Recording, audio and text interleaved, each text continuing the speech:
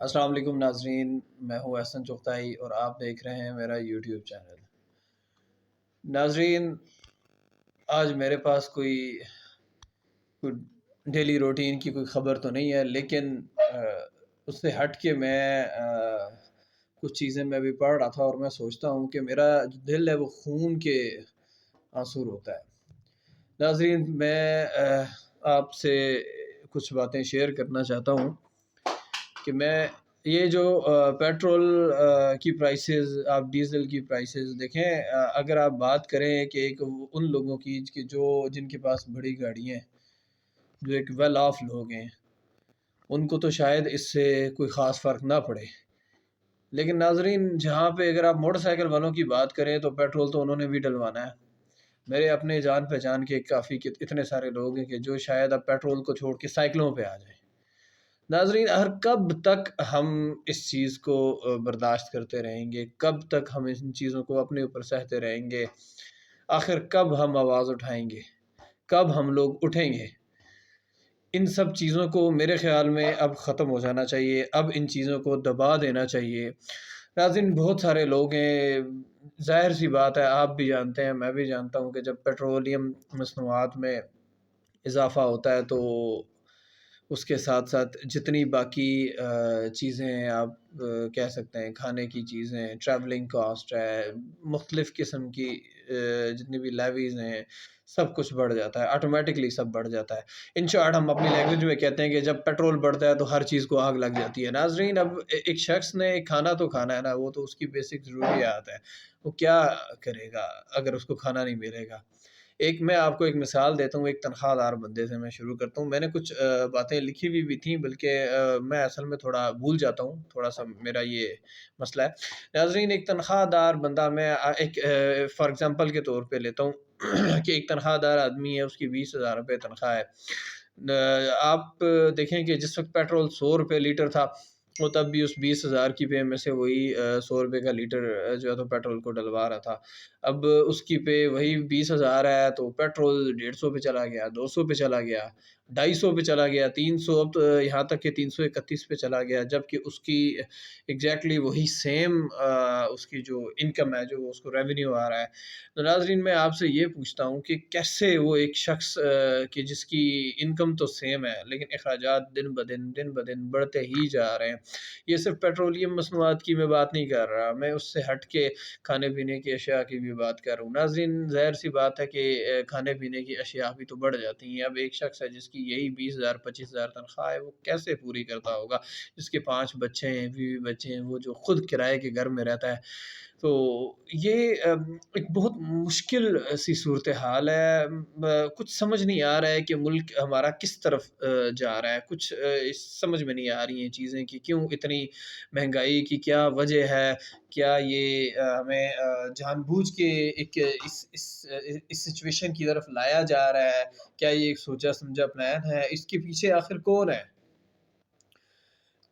اس میں کوئی شک نہیں کہ جو غیر ملکی طاقتیں ہیں وہ بھی اس کے پیچھے ہیں، کچھ ہماری اپنی بھی غلطیاں ہیں، لیکن ناظرین اس ضمن میں اگر ہم بات کریں کہ یہ جو ہماری جو موسٹ ڈومیننٹ پارٹیز ہیں، P T I, known league, پی کی آپ بات کر رہے ہیں، اس کے علاوہ بھی کافی ساری پارٹیز ہیں۔ اگر آپ ان کا جائزہ لیں پچھلے کئی سالوں سے کہ جو پارٹیز رول کرتی آ رہی ہیں، میں ایک مثال کے طور پہ پی کی بات کروں گا یا میں نون لیگ کی بات کروں گا کہ جنہوں نے اتنے عرصے سے رول کیا۔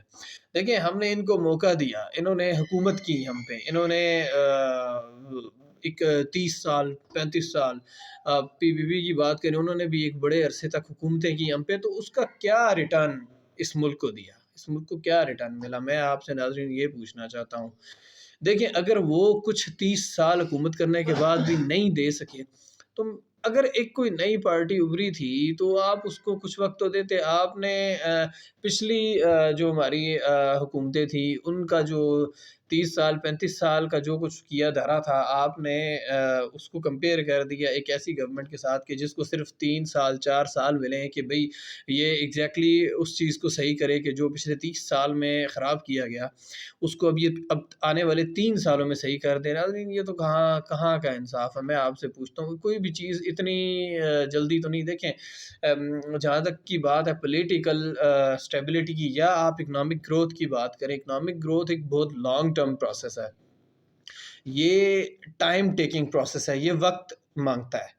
25 سال 30 سال شاید میں بھی 50 سال اس میں لگ جائیں، کیونکہ ایک ملک کی گروتھ کی آپ بات کر رہے ہیں نا. آپ دیکھیں ایک بندے کی پرسنل گروتھ کی تو نہیں بات کر رہے ہیں کہ جو راتوں رات کسی بھی پرپس سے امیر ہو گیا. اور دیکھیں حکومتیں یا اکانومیز ایسے تو نہیں بلڈ کرتی نا. Great things takes time.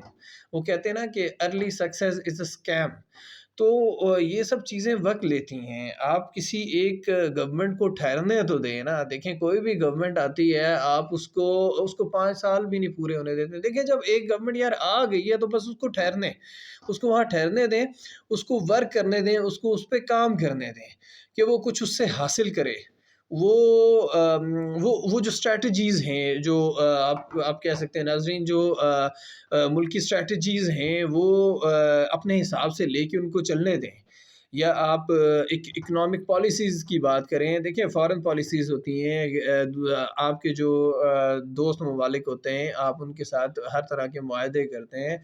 اچھا، ٹیکس کے حساب میں کافی سارے چیزوں کو مینیج کیا جاتا ہے. ناظرین اگر ہم ایک انویسٹر کی بات کرتے ہیں، جب بھی کوئی انویسٹر آتا ہے، دیکھیں ایک انویسٹر وہیں انویسٹ کرتا ہے جہاں پہ اس کی جان، اس کی مال جو ہے تو اس کی جان مال کا اس کو حفاظت جب تک ہوتی ہے، جب تک اس کو یہ چیز اس کے ذہن میں ہوتی ہے یار کہ اگر میں نے یہاں پہ کچھ انویسٹ کرنا ہے تو مجھے آبویسلی اس کا کچھ نہ کچھ ریٹرن ملے گا.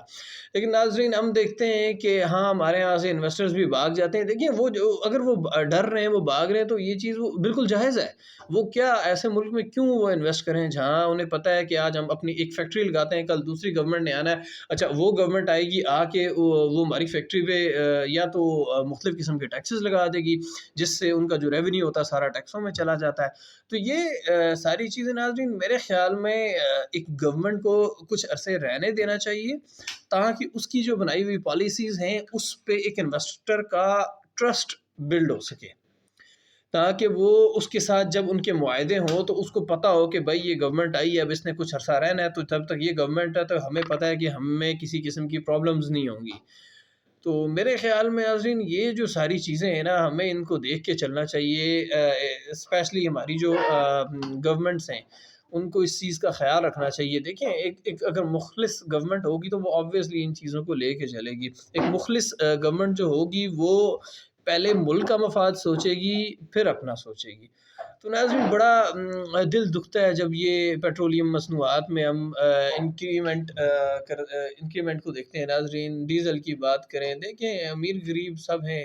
دوسرا ویسے بھی ہمارے ملک میں اس طرح کا نظام ہے کہ ایک امیر سے امیر تر ہوتا جا رہا ہے، ایک غریب سے غریب تر ہوتا جا رہا ہے. ناظرین اس حساب سے میں آپ کو ایک جنرل سی بات بتاؤں کہ ایک مڈل کلاس جو آدمی ہے وہ اس وقت بالکل پاورٹی لائن کے قریب پہنچ چکا ہے، یا شاید اس سے بھی نیچے جا چکا ہے. تو اب اس کے بعد مزید ان چیزوں میں آپ ان کو انکریز ہی کرتے جا رہے ہیں with the passage of time. آخر کب تک یہ چلے گا؟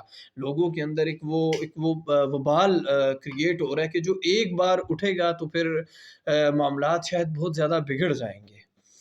تو میں تو اپیل کرتا ہوں گورنمنٹ سے بھی، باقی سارے جتنے بھی قانون بنانے والے ادارے ہیں، جو بھی ادارے ان میں انوالو ہیں، کہ یار تھوڑا سا ہوش کا ناخن لیں. ہر غریب عوام ہے، بیچارے لوگ کیا کریں، بیچارے لوگ کب تک اس چکی میں پستے رہیں گے.